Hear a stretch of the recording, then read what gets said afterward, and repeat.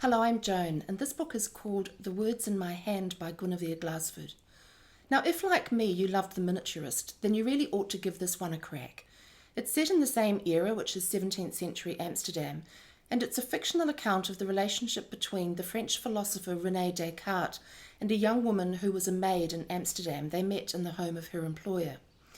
Social mores being what they were at that time, society would have been scandalised if it had found out what was going on, but they managed to keep it largely hidden from the world, although there are from time to time some spectacular instances of bigotry which come through the narrative.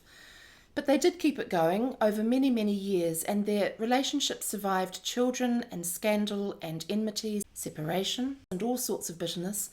Of course, the social convention at that time was that men were allowed to be very present in the world and women were not. So Monsieur Descartes could go about his philosophizing and moving in the smart circles.